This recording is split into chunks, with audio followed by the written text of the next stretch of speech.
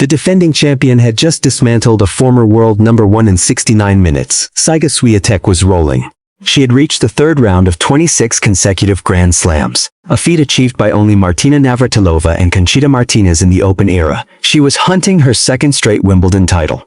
Her aura was untouchable. And then, she looked across the net and saw the one player who had already beaten her once before. Eala had already made history. The first Filipino in the Open era to reach the third round of a Grand Slam. A comeback for the ages. The sea of red, white, and blue roaring on court 3. Venus Williams had congratulated her. Manny Pacquiao had told her he was so proud. A nation of 115 million people was watching. But this wasn't just about history. This was about a rivalry that had been building for over a year. 2 matches, 2 different surfaces, 1 win apiece, and now for the first time they would meet on grass. The surface where Eala had won 6 tour-level matches this season. The surface where she had beaten world number 2 Elena Rybakina and number 8 Elena Svitolina. The surface where Swiatek herself admitted Eala's game becomes even more tricky. Was this the moment Eala announced herself as a genuine Grand Slam contender? Or just the first chapter in a rivalry that would define women's tennis for years to come?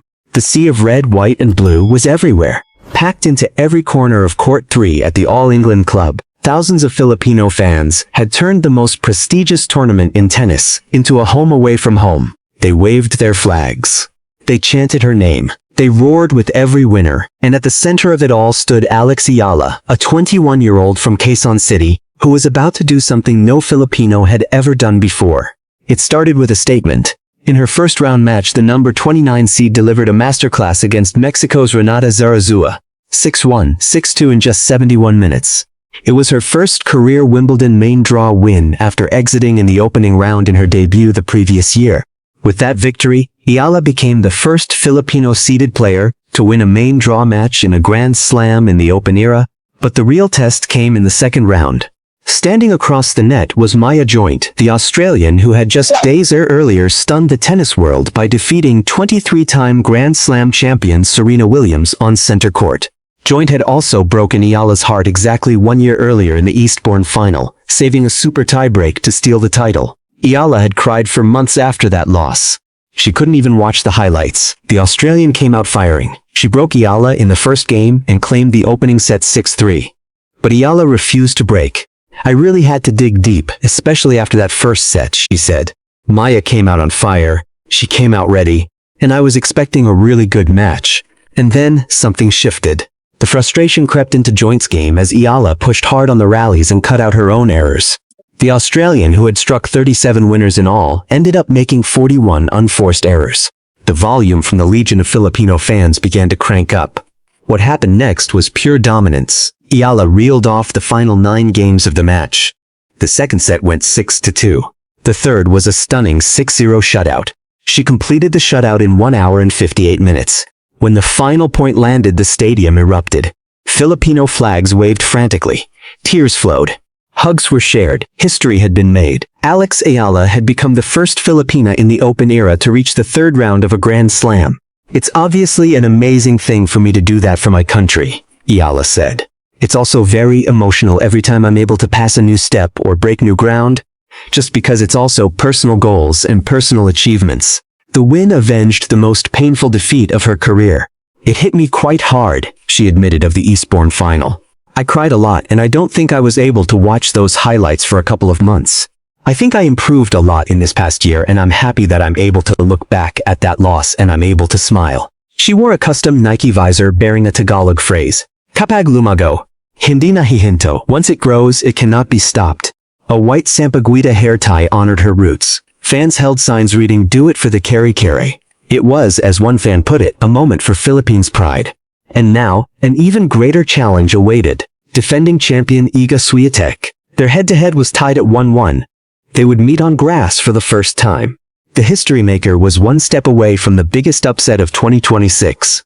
Before the center court lights dimmed over SW19, before the sea of red, white, and blue roared its approval, from the stands there was Miami. March 26, 2025, the Hard Rock Stadium. A 19-year-old wildcard from the Philippines walked onto the court to face the world number 2 and 5-time Grand Slam champion. No one gave her a chance. The rankings said it was a mismatch. The odds said she would be crushed. But Eala didn't read the odds. What followed was the performance that announced her arrival on the biggest stage in tennis. Eala stunned Iga Swiatek 6-2, 7-5 in the quarterfinals, becoming the first Filipina to reach a WTA semifinal and the first player from the Philippines to break into the top 100. She broke Swiatek's serve early and kept the pressure on throughout, her left-handed forehand the star of the show. She was fearless, she was relentless, she was everywhere. "I'm in complete disbelief right now. I'm on cloud 9, a breathless Eala said after the match. The victory was part of a historic run that included wins over 3 Grand Slam champions, Jelena Ostapenko, Madison Keys, and Swiatek herself. She had been handed a photo of her graduation from the Rafa Nadal Academy less than 2 years earlier, with Swiatek by her side. The surrealism of the moment was overwhelming. "It's so surreal," she said. "I feel like I'm the exact same person as I was in that photo. But Swiatek is a champion for a reason."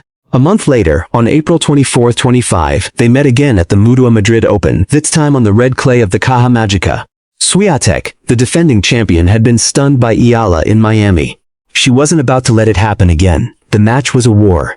Eala took the first set 6-4 and even led by a break in the second. She was poised to repeat history. But Swiatek steadied herself.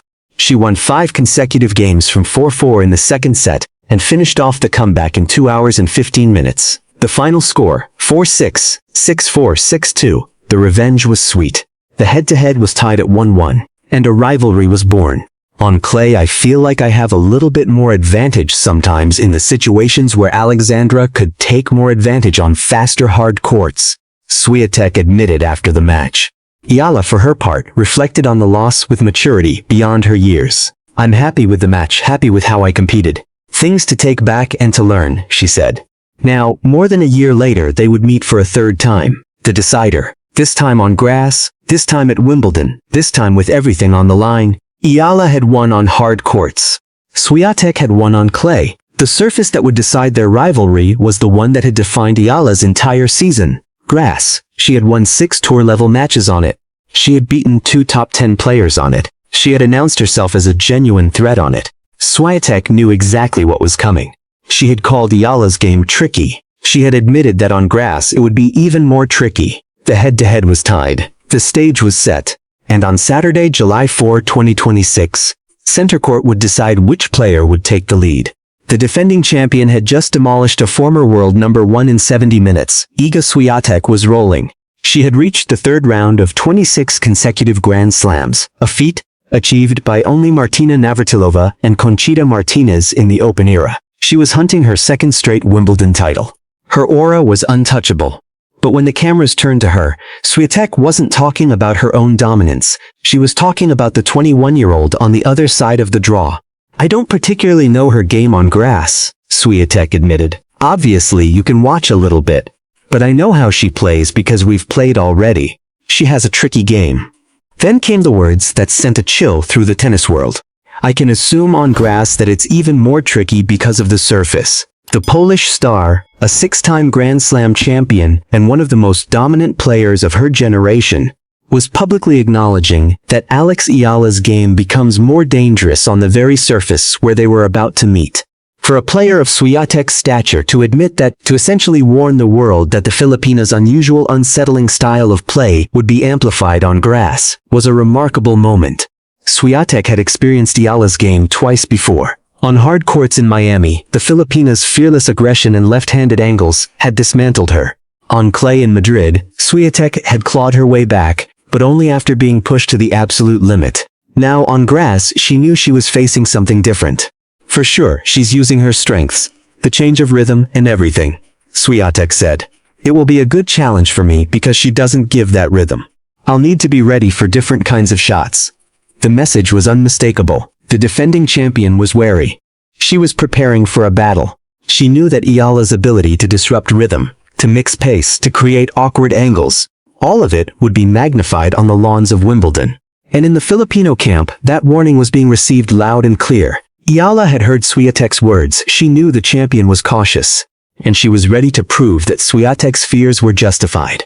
The history maker was one step away from the biggest upset of 2026. And the defending champion knew it. The roar from Court 3 was unlike anything the All England club had ever heard. A sea of red, white, and blue stretched across the stands. Hundreds of Filipino supporters waved national flags, their chants in Tagalog echoing across the grounds. The atmosphere was described as electric, and at the center of it all stood Eala, a 21-year-old from Quezon City who had just made history. The support was so overwhelming that Eala herself was taken aback. "I was really surprised," she said. "Well, the Filipinos keep surprising me in good ways. I know how notoriously difficult it is to get tickets to this event, so to have what I would call a full house of almost all Filipinos is amazing." For a player who had grown up watching Wimbledon on television, the reality of walking onto the grass with a home crowd was almost too much to process. "I never would have thought that at Wimbledon I would have what felt like a home crowd. So I'm super thankful and I really enjoyed that." The fans didn't just show up. They injected their own unique flavor into the tournament. One sign read, "Do it for the kare-kare," a reference to the rich Filipino stew that Eala had mentioned in a viral TikTok video. Others brought humor, holding signs like the one that went viral at the Berlin Open. "Alex may pansit sabe. Alex, there's pansit at home." It was a distinctly Filipino way of cheering, equal parts pride, humor, and love. Eala made sure to acknowledge her supporters. She stayed on court as long as possible to sign autographs. "Of course, I also want to give them my time, she told reporters. "It's extremely hard to get tickets here at Wimbledon, so I'm very happy with the support." The significance of the moment wasn't lost on the Philippines either. The country, the world's 12th most populous, has had relatively few female sports stars to cheer in recent years. Boxing legend Manny Pacquiao said he was so proud of Eala, encouraging her to keep it up. Venus Williams, who had partnered with Eala in doubles at the Bad Homburg Open, congratulated her former partner for making history. Eala's team and family wore t-shirts bearing a picture of the sampaguita, the national flower of the Philippines. And Eala herself sported a custom Nike vise with a Tagalog phrase, "Kapag lumago hindi nahihinto," every dream begins as a seed. Once it grows, it cannot be stopped. On the back of her visor was another phrase that roughly translates to, "Once it grows, it cannot be stopped." She also wore a white hair tie shaped like the sampaguita, a tribute to her roots. "I think it's so sentimental to be able to wear things or to carry parts of my culture with me on court," Eala said. "Because of course it's a huge reason as to who I am.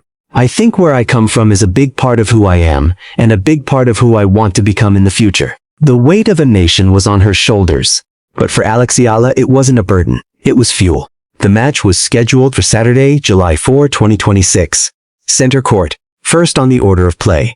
The stage was set for a battle that would define both players' seasons and, perhaps, their careers.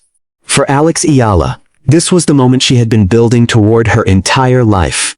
A 21-year-old from a country with no tennis history, standing on the most iconic court in the sport, preparing to face the defending champion. The journey had been long, from the junior courts of the Rafa Nadal Academy to the lawns of SW19. And now, she was one match away from the biggest upset of 2026. The numbers were daunting. Swiatek had reached the third round of 26 consecutive Grand Slams, a feat achieved by only Martina Navratilova and Conchita Martinez in the Open era. She had won 6 major titles. She was the defending champion. She had lost just one of the first 17 points in her second-round demolition of Karolina Pliskova. But Eala had beaten her before. In Miami, on hard courts, she had stunned the world. She had taken down the then-world number 2 in straight sets. She had proven that she could compete with the best. And now, they would meet on grass. The surface where Eala had won 6 tour-level matches this season. The surface where she had beaten world number 2 Elena Rybakina and number 8 Elina Svitolina.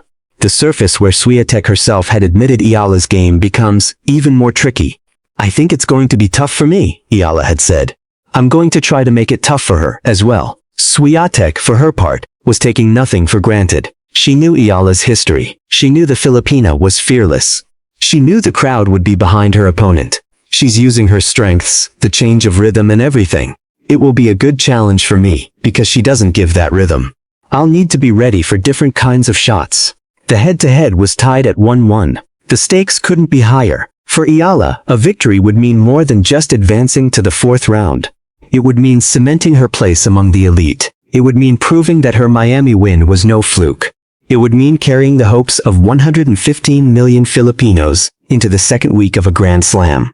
And for Swiatek, a defeat would mean the end of her title defense, and the arrival of a new force in women's tennis. The tennis world was watching. The Philippines was watching.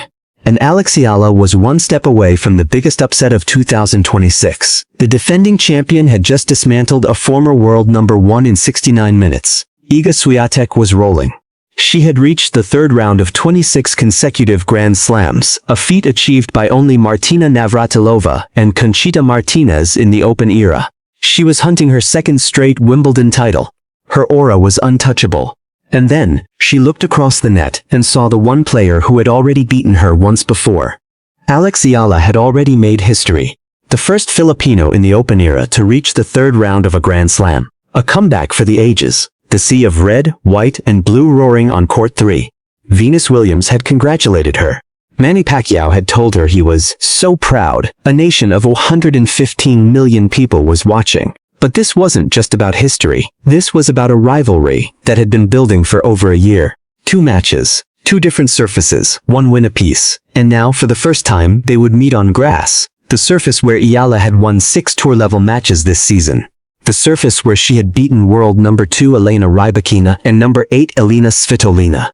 The surface where Swiatek herself admitted Eala's game becomes even more tricky. "I think it's going to be tough for me," Eala had said. "I'm going to try to make it tough for her as well." Swiatek, for her part, was taking nothing for granted. "She's using her strengths, the change of rhythm and everything," Swiatek said. "It will be a good challenge for me, because she doesn't give that rhythm. I'll need to be ready for different kinds of shots." The head-to-head was tied at 1-1. The stakes couldn't be higher. Center court was waiting, the world was watching, and Eala was one step away from the biggest upset of 2026. Was this the moment Eala announced herself as a genuine Grand Slam contender? Or just the first chapter in a rivalry that would define women's tennis for years to come? Tales free.